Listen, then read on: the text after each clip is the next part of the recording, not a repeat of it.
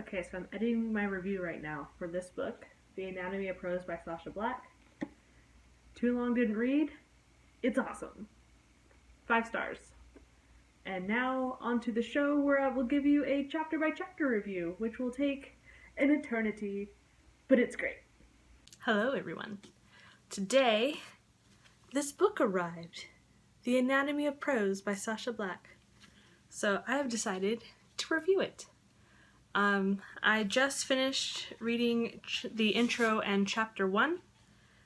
Chapter 1 is all about finding your author voice. So your author voice is different from your character voice, and I really like the examples that she gave.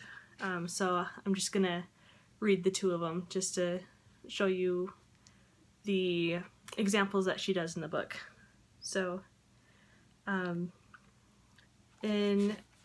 on page 13 it says, "If you're in possession of a well-refined voice, you can hear it instantly, even from the first line. Take this opening line, for example. Far out in the uncharted backwaters of the unfashionable end of the western spiral arm of the galaxy lies a small, unregarded yellow sun." You can hear the whimsical humor in just that single line. Adam draws out the sentence, making it lengthy enough that it develops the tangential feel. He also mocks humanity in an utterly scathing way without ever actually mentioning us. Is brilliant, genius, and evocative of the humor to come. So she goes on to show a way that it could be written without voice. And so she says, by eradicating the tangential and technically unnecessary words, I've removed his voice entirely. It no longer sounds like the flights and fancies of Douglas Adams. It also removed all the humor and, frankly, lost that little bit of Adam's sparkle. The sentence is, in the arm of a distant galaxy is a small sun. The other example she gives is also well known. She says, it is a truth universally acknowledged that a single man in possession of a good fortune must be in want of a wife. When you compare this voice to Adam's, you can see a distinct difference. The language is far more formal. The words are longer. The construction of the sentence is more academic. Of course, that is partially because the book is older, but you can hear from the choices of the words and the flow of the sentences that the author's voices are completely different. Adams didn't use a comma for one, whereas Austen has two. Last, it feels more reflective and philosophical when compared to Adams and his whimsical tone. Let's play with Austen's sentence and make it as clean and simple as possible. Everyone knows rich men want wives. You can make it even shorter. A rich man needs a wife. In both of these examples, you've lost the philosophical musing feel. Austen's voice has gone. There's no longer any luxurious word choices, no academic feel, and the language is more modern. I really liked this chapter. It gives you a little bit of a roadmap to try and find your own personal author voice by figuring out your core, like why do you write, and spring from there. So her core when she writes nonfiction is curiosity. That's what drives her. And you can tell in her prose how she likes to follow little tangents, to follow them for little bits of the way. And it's very off-the-cuff feeling. And if you listen to her interviews, she has a really good one with I. Riderly on the 5 sentences. You can actually hear this voice coming through her words, like you can hear it in her voice in your head as you read. And it's really cool. So, on to chapter 2. So I just finished chapter 2. It was pretty awesome. She goes over how you should hoard sentences that you really like from other people's work, and then analyze them for like, why do they make you feel certain things or remember certain things, connect to certain memories, make you cry, make you laugh, and then just analyze the sentence structure and word choice, and let's see. So you need to analyze the dialogue, the description, the characterization, technical observations, and sentence level observations. It was really cool how she broke it down. And then also to read flash fiction and write flash fiction. So really short stories, under 1,000 words.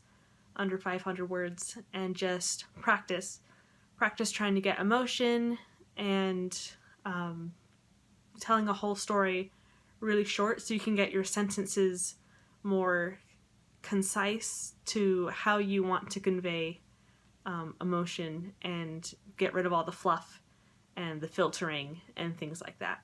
So I really like chapter 2.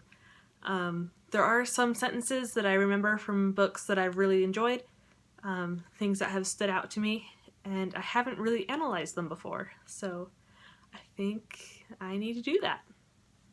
So I'm reading chapter 3, and I'm having epiphanies about my own writing, so that's really nice. She talks about crutch words and repetition, whether it be like the opening and the closing of your chapters are similar from chapter to chapter.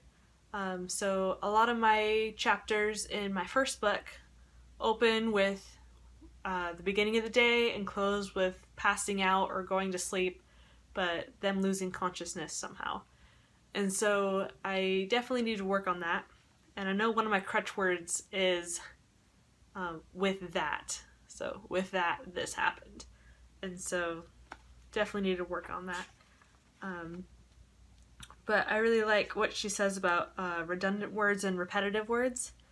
When you overuse any literary device, you lessen its impact. Very true. And I like how she says, you eliminate any word that, when removed, doesn't impact the meaning of your sentence. So learning to be concise. This is one paragraph. In the excitement of a first draft, the word gush of an impressive Exorcist-style vomit fountain, your voice is in there, but it's buried in the sticky lumps and crusty crumbs. So I really like that visual. And definitely need to find my voice and be able to edit down to make it shine and get rid of all the superfluous fluff, but still have my voice come through. Also talking about cliches, she says, the reason you need to remove them, other than making your reader's eyes roll out of their head, is because cliches are redundant. You can remove a cliche and not lose any meaning. They are also lazy description. I really like that idea that they're lazy description. So one thing that I was trying to avoid in my first book is using cliches of turns of phrase because of my fantastical setting. In the future, on a different planet, underwater, in a mollusk shell where an entire village is, they wouldn't have the same colloquialisms as we do in our time here. And so just trying to come up with different turns of phrases that they would use, I think helped world build it a little bit, but it's definitely something I can work on even more. So I've heard the advice before, I think from Shaylin Wrights, about using ing verbs, ing, and Sacha Black actually has a little section on it. So the example is, pushing the door open, she smiled and pulled him inside. With the use of pushing, you as the reader are watching the character push the door open in front of you instead of seeing the door pushed open through the eyes of the character as though you were the character. I thought that was a very interesting point. Definitely something I should experiment with. Yet another amazing example in this book. Oh my gosh. So, taking action out of the present. So, she's talking about if you are writing in past tense. So she has an example. Julie replayed her argument with Frank so much that night she didn't get more than 2 hours sleep. If you're trying to create pace in your story, then it's an argument to leave it as it is. But doesn't it sound clunky to you? The reason it's clunky is because past action is being described in the past tense. This has an increasing distancing effect, but fear not, there is a quick fix. If whatever is replaying in Julie's mind is of significant consequence to your story, just show the reader Julie's thought process. And then the example of the fixed one. Julie rolled over for the 18th time and kneaded her pillow. She huffed as Frank's words rolled through her mind again. Frank was such a softie. He'd never spoken to her like that. That's what made the fight hurt so much. His words awoke something cold and sharp in her chest. Would he really leave? She glanced at the clock. It was 4:45 a.m. She'd have to be up in 2 hours, and he still wasn't home. She rolled over, scooting her knees into her chest as if that would stop the ache, and stared at Frank's empty pillow, her fingers stretched out. She wished she could stroke his hair instead of the cool patch of cotton. So in my book Souls of Atua, there's a lot of internal dialogue, like thought process that my main character goes through. And I think I need to show instead of tell, like go through and show exactly why she's thinking certain things and what she's thinking, instead of just like, I'm scared, but describe it more. And this book is so good. She keeps blowing my mind. So this is the little section on adverbs, still in chapter 3. And the adverb sentence is, she placed the glass firmly on the table. And then she changed it to, she placed the glass on the table. And then she slammed the glass on the table. And then also she says, every action has a reaction. You can tease out the consequences of slamming the glass down. For example, she slammed the glass on the table, whiskey sloshed over the side and splashed her hand. This little additional phrase brings the description to life by completing the action with a consequence. Perhaps the character will deepen her fury because of the spilt whiskey, or perhaps that will end her conversation completely. Just action and consequence instead of an adverb. So I just finished chapter 3. It was a long one. Kind of. It was chopped up into 13 different parts. They were all great. This book is so good. I'm really seeing what I need to work on in my own writing, and it's really great to learn these things and try and keep them in mind before I start drafting my next book, my adult sci-fi. So on to chapter 4. Chapter 4 is showing versus telling. I think it makes some good points. It says, is this moment detail or scene significant or important to the story, plot, or character? If the answer is yes, slow down and show rather than tell, because the result will be a deepening of your plot, character, or reading experience. If the answer is no, you might be okay to use telling. She goes on to explain that if you show everything, your book will be 1,000,000 words long and will be so thick you can use it as a weapon.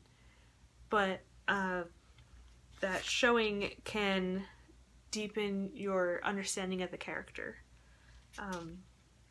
So to use telling, you should use it for action scenes that are fast-paced, snappy dialogue kind of thing where you want it to be a quick back and forth. Avoid narrative repetition, to shift scenes if you're writing a really young protagonist, if it's in character, and also for world building.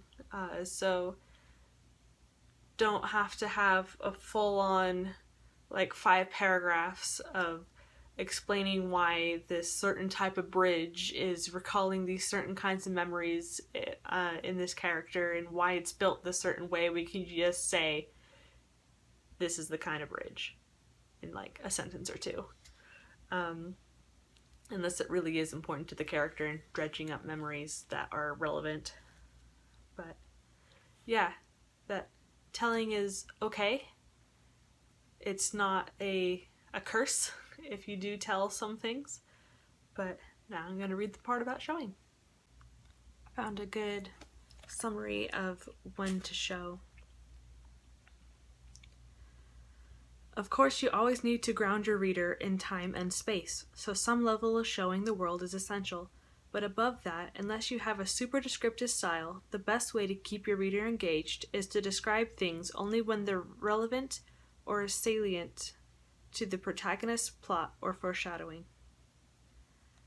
So just don't have it be a super dragged out pace, but keep it going and show when relevant, which It's nice. So I just read the paragraph or so on showing with foreshadowing.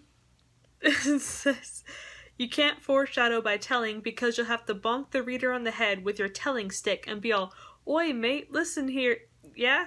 Pay attention, cause this knife here is important later. I really hope I don't need to highlight how wrong that is. So I finished chapter 4.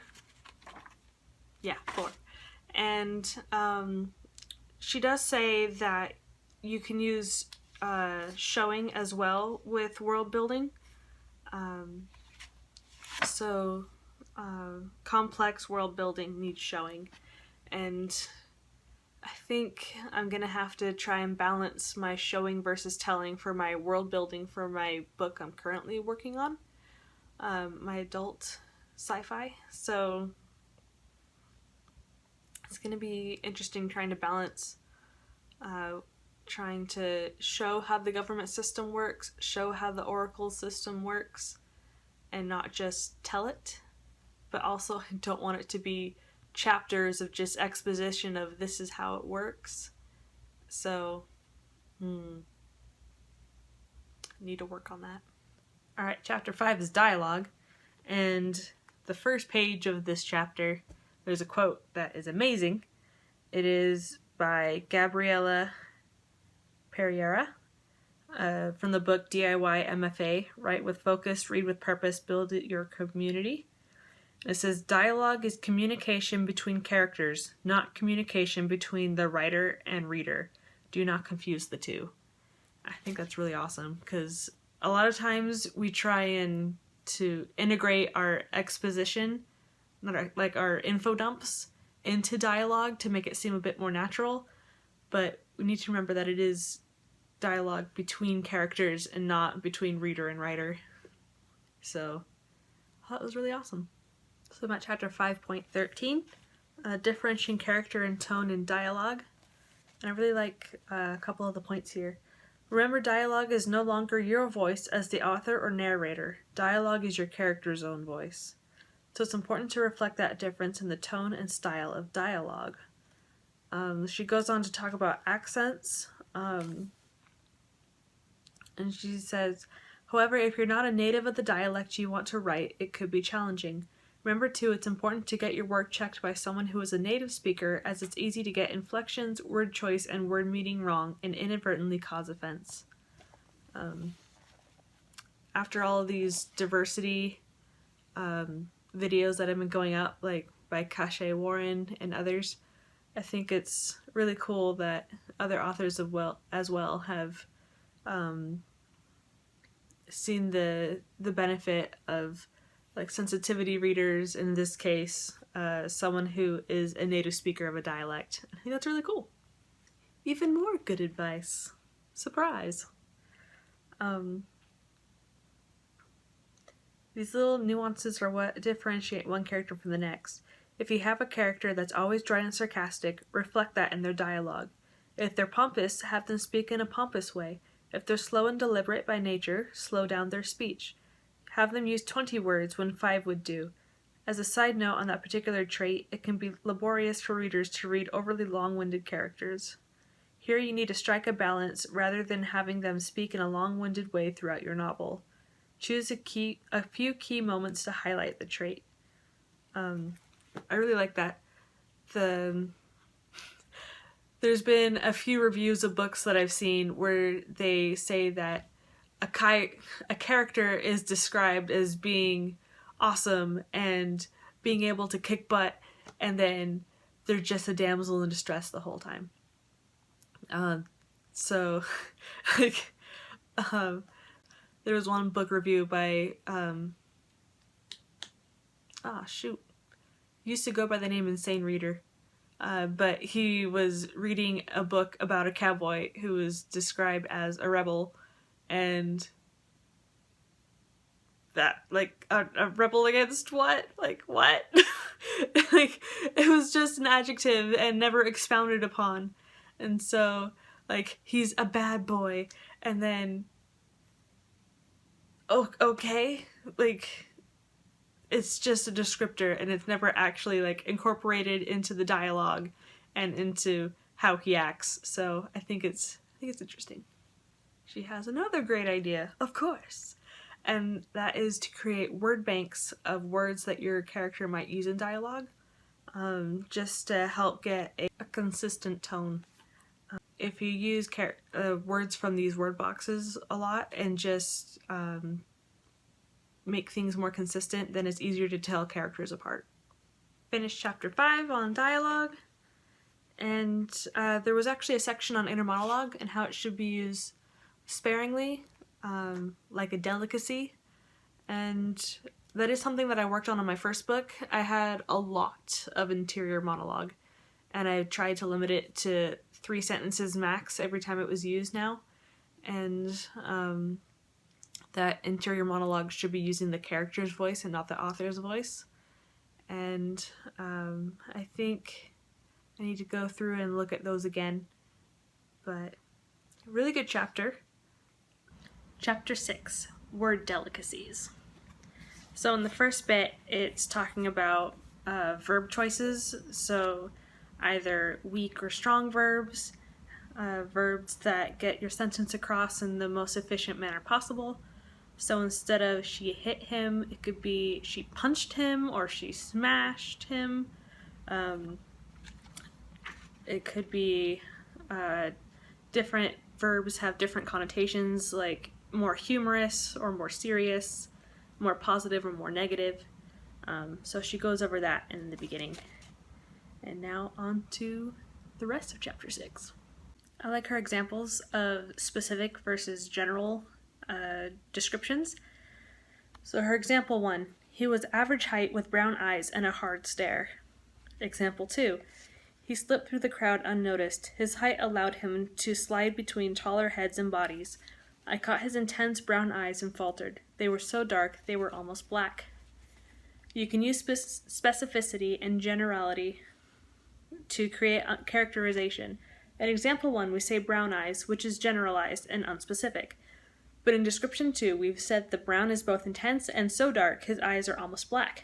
This gives a specific shade of brown for the readers to imagine, as well as the descriptive word. His eyes aren't just any brown, but an intense brown. You can chop and change the amount of specificity or vagueness you use to create more or less detailed imagery, depending on the tone and voice you want to achieve. So I really like that, because sometimes you need to keep things a little bit vague when you need to keep people's identity secret. But I like the way that she wove the description into action, with him flitting through the crowd and catching his eyes and then describing them. That was very well done. So she talks about made-up words for fantasy, sci-fi, that kind of stuff, or anything. And she says to use them like diamonds, to sprinkle them throughout, but don't use them too much or else the shine will wear off.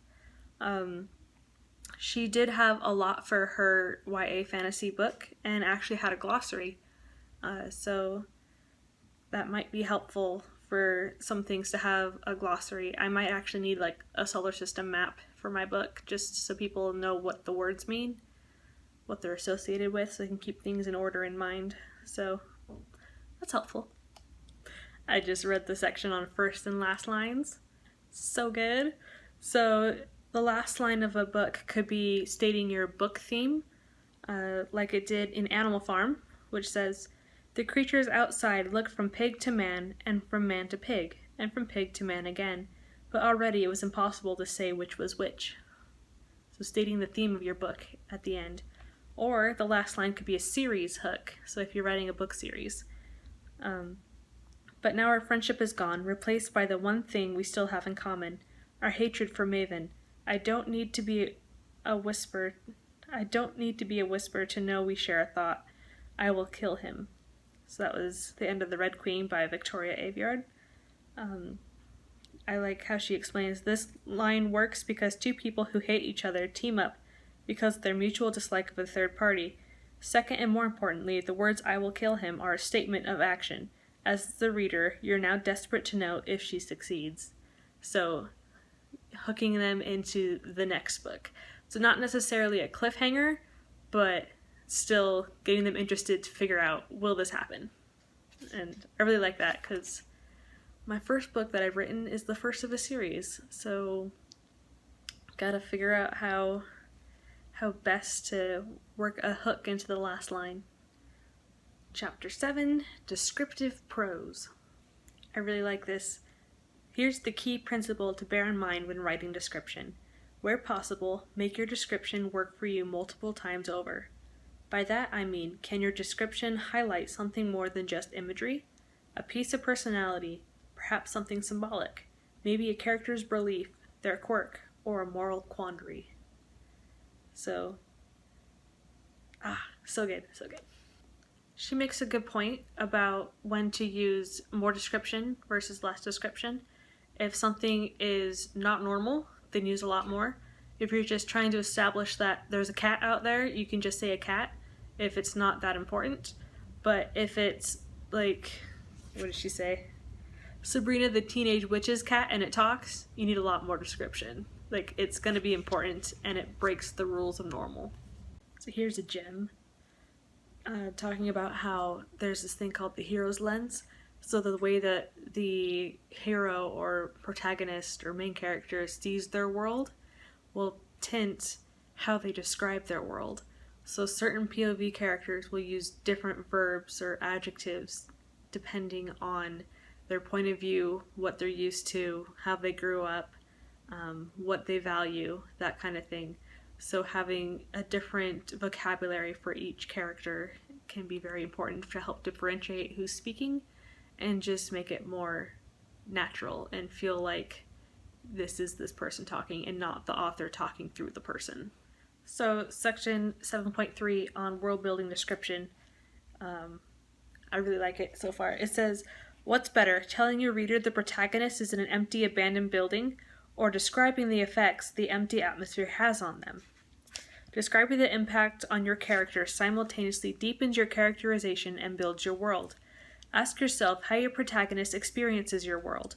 How do the government's rules mess with her? How do the scratchy fabric she's forced to wear make her feel? And on it goes. It's also important to describe these world-building elements as and when a character interacts with them, not before. So avoiding the info dump of world building in the beginning of the novel, but bring up things as the character interacts with them. I have one situation in my book, Souls of Atua, where I don't bring up a piece of information until as it's happening, but like in the middle of as it's happening. And so one of my feedbacks from beta readers was, this would have been nicer to know a couple sentences ago, like a couple paragraphs ago. Like, you're right.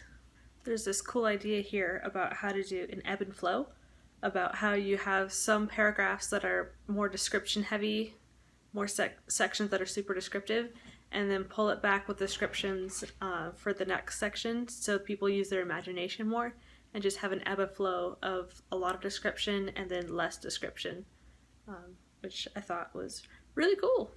Okay, she really hates vague phrases, apparently. So, an example was, sometime later, we arrived in the glade and set up camp. Screams! What is sometime? 4 seconds? 4 weeks? 4 Googleplexes? Tell me, authors! All caps. I'm desperate to know. At best, it's vague. At worst, it's confusing. If you don't want to tell me, the reader, the time, and sure, I don't like having to stick at the precise times either, I don't mean you get to be vague. Instead, you could describe the changing light or the chill in the evening air. For example, as we arrived in the glade, the sky burned blood orange and the sun yawned itself to sleep. By the time the tents were set up, my arms were bristling from the chill. I've not told you the exact time, but it's clear from the description that evening is turned to nighttime, which means the reader can infer how much time has passed during the journey the characters have overcome. So, don't be vague. Another little gem I found says, you have a plethora of methods at your fingertips to show the reader a character's personality, from interior monologues, their reactions and responses to situations, their dialogue, physical actions, and description. So, lots of tools to use. I really like that they're spelled out so I can go through and see which ones I do use and which ones I should start incorporating. Chapter 8, Sensory Schmensory Emotion Potion. Okay, so this is the chapter about writing with the 5 senses. And she did a great spiel about it on iWriterly. So I will put that link in the description below. But yeah, she has like a whole hour presentation on it. So let's see how she wrote about it in her actual book. I love this example for a smell. The house smelled musty and damp and a little sweet, as if it were haunted by the ghosts of long-dead cookies. That's written by Neil Gaiman in American Gods. She expounds, I adore this quote. Gaiman combines 2 conflicting smells. Both are smells we can recognize, but it's the unusual combination of these 2 that makes this a winning description.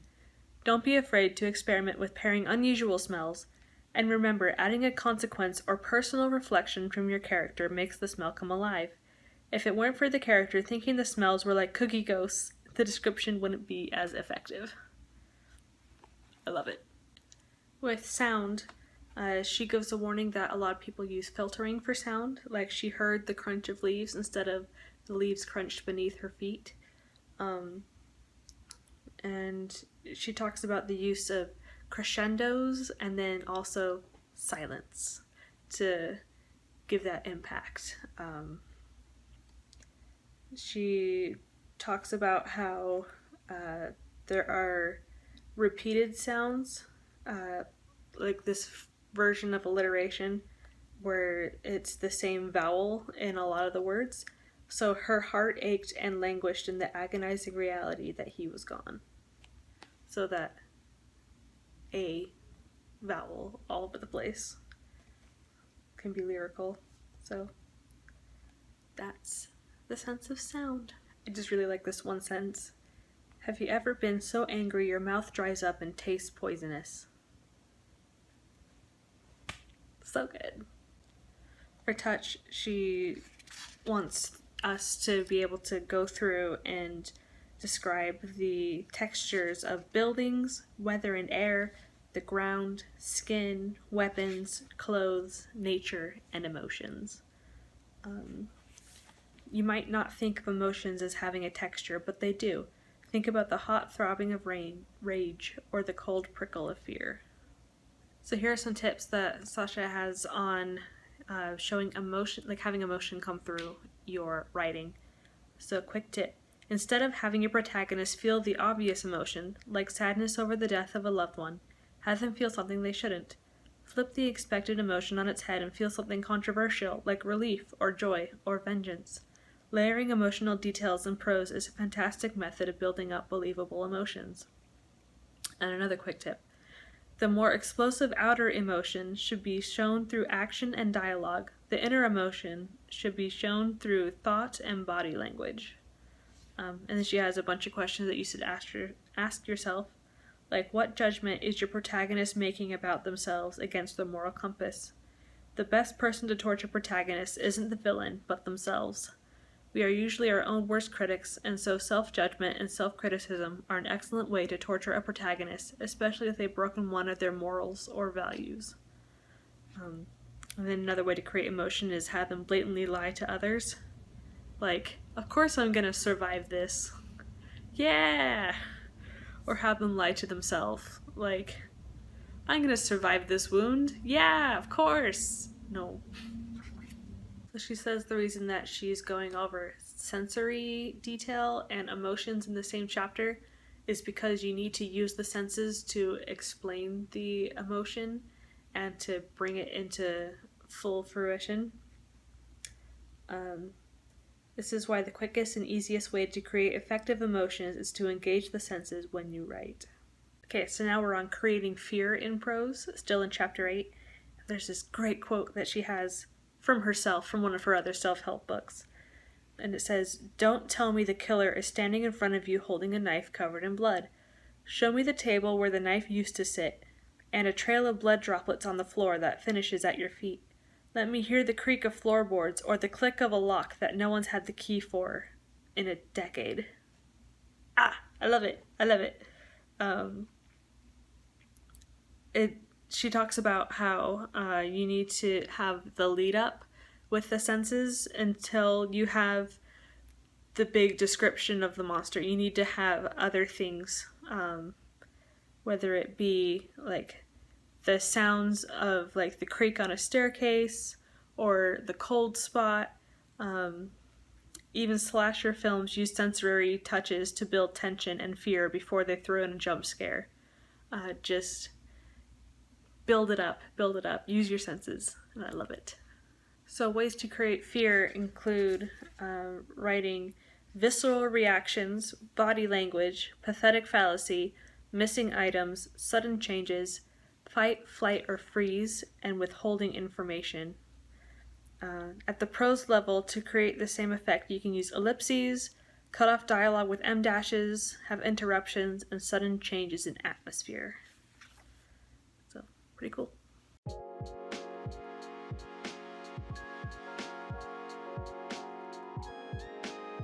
So chapter 12 is super long. It goes over points of view, fourth wall breaks, alliteration, juxtaposition, foreshadowing, characters lying, usually to themselves, prologues, prophecies, and quotes, white space, sentence length, chapter length, metonymy, the great metaphor / simile war, alliteration, plosive letter choices, onomatopoeia, anthropomorphism and personification, pathetic fallacy, oxymoron, the rhythm and sound of sentences, landing and primary and recency effects, cliches, anaphora, aka the positive side of repetition, isocolons, hyperbole, malapropism.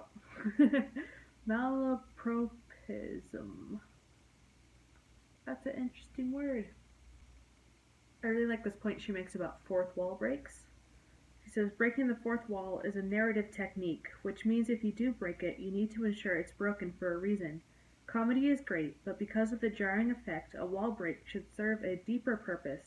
For example, giving readers an insight into the protagonist's mind or character. This deepens the relationship with the reader and also gives depth to the character. I remember reading, I can't remember if it was Series of Unfortunate Events or if it was the Eddie Dickens trilogy, but there's this one page, like this one paragraph where it says, and like the gun went off, and it switched from first person to third person, and it pointed it out in the text, addressing the reader that they had to switch point of view, or else the bullet will come out of the book and hit the reader, and there'd be dead bodies all over bookstores and libraries. And I thought it was hilarious. It's like the best fourth wall break I've ever read in a book, and it was amazing. She also talks about simile and metaphor, and the example she gives is, my child is like a monster, and my child is a monster. She recommends using more metaphors than similes if possible. They're more poignant and just pack a bigger punch. The details in this book are just astounding. So plosive letter choices are letters that have like hard stops, like p and duh. Just like k, like anything where you can't elongate it, like and so you can just make things have more of the harder letters when people are angry to make them more spitting out their words and make it more like staccato, and mind blown. So I just laughed aloud while reading this little bit, talking about cliches. Classic examples include objection, used in a court scene when the prosecutor is losing. A villain or a witch with a mwahaha laugh or a cackle. They all lived happily ever after. And then I woke up and realized it was all a dream. If I read your book and it says this, I will burn it. She really hates the "it was all a dream" ending. Understandable. This is something I've never heard of before. Malapropism is a nifty little comedic tool. Is replacing of a word with a similar sounding but wholly incorrect word. For example, don't upset the apple cart would become don't upset the apple tart. So that'd be really fun to use in more lighthearted comedic works or have characters use those who are more lighthearted and not super serious space opera usually, but like I would see that going a long way in a humorous book. So that's it. I just finished all 357 pages of The Anatomy of Prose by Sacha Black. Overall, I feel like it was an amazing book. It is pretty chunky, but it goes by really fast, and it's very, very snappy, very witty. There are some amazing examples in here. It goes from like overarching things that you can use to chapter, to paragraph, to sentence, to word, to even just letter choices that you can make to help boost your prose and make it as polished and as snappy or as purple or as whatever you want, whatever fits your voice. So many tools in here. So one thing that she says to do is to read it and go through with like highlighters and pencils and just desecrate it. And after reading it once through, keeping it clean just in case, like you never know, but I'm gonna go through it again and just massacre it with notes and with highlighting. So definitely a keeper. I love her voice. I love her snappy dialogue and examples, and she does have a little bit of a not crass, but like she has some interesting turns of phrase, shall we say, that make this maybe not suitable for younger kids to read, but it's so well done. I would give this, I'm not sure if it's a 4.5 or a 5 star. Probably a 5. Like after I go through it again, there's just so much detail on the different levels to go through that it's definitely going to improve my writing. There's a whole section on how to find your author voice and your character voice, and so I definitely need to work on that. So I'm going to get another one of her books after I desecrate this one. So she's written 2 others. Let's see. She wrote 13 Steps to Evil, How to Craft a Super Bad Villain, and 10 Steps to Hero, How to Craft a Kick-Ass Protagonist. So I think I'm going to get the 13 Steps to Evil next, just because this has been, hit myself in the face. This has been I'm just so well done. And I love her writing style, and I want more. Like, it is thick, and I still want more.